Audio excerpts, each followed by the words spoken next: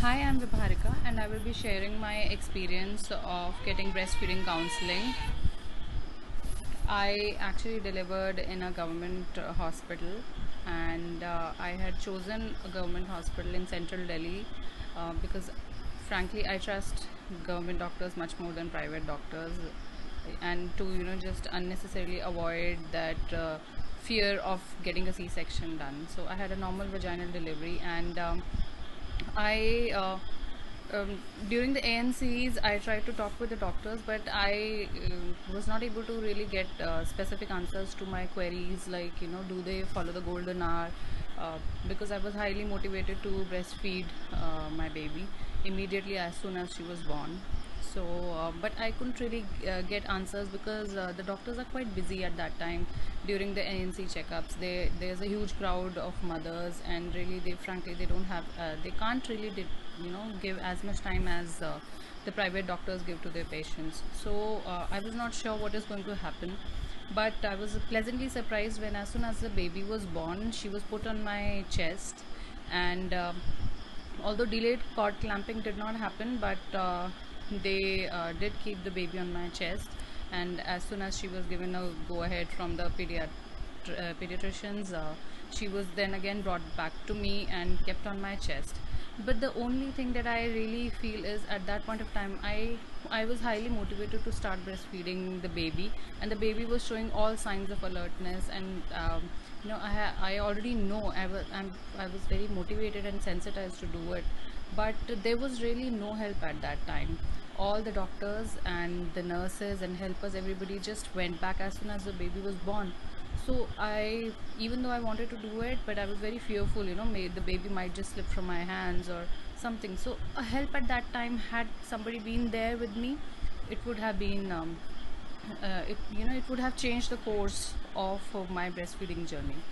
Then later on, I had very much difficulties in during breastfeeding in the hospital stay. I stayed there for 3 days, and I did get help from the lactation counselors, but I found the lactation counselors very they were not willing to help me in a very positive manner. I mean, they really took it as their routine job, and they felt there's really nothing special to this person.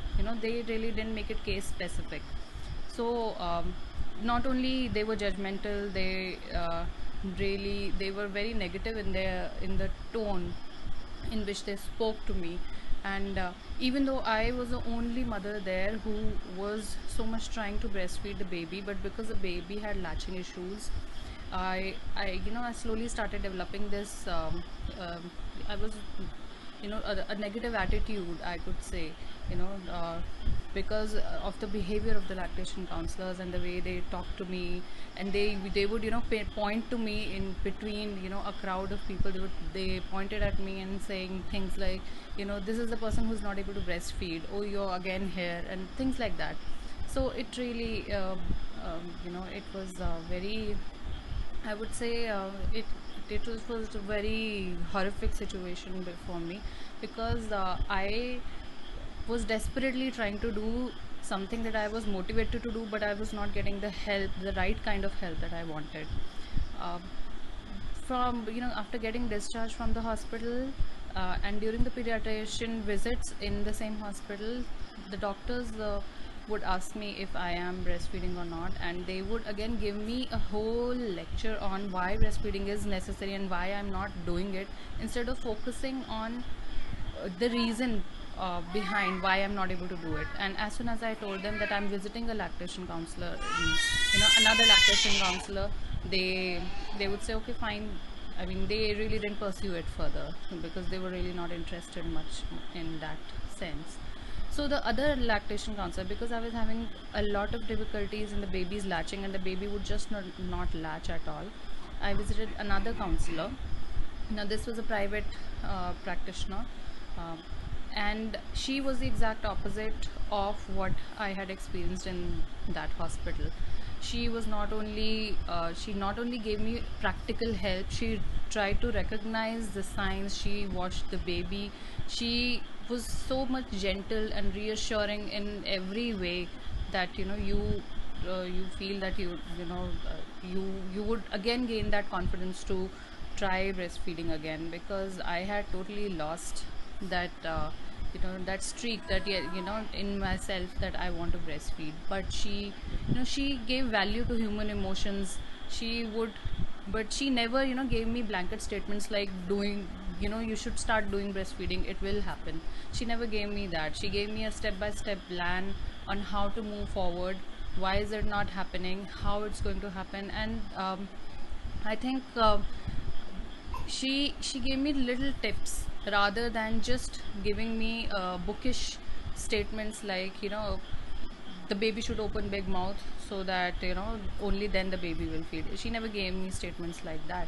So I was from then on, I think it really changed the discourse of how I took my breastfeeding journey. And so that is the difference I feel in between an expert and just a trained person, an expert a real counselor, and just a person who's trained.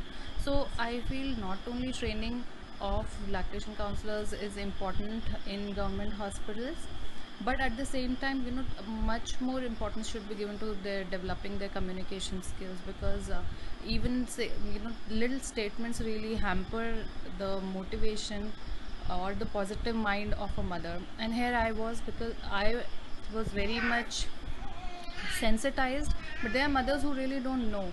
So if a person like me can get demotivated to breastfeed, I think there are mothers who, other mothers would be, I don't think they would continue breastfeeding as much.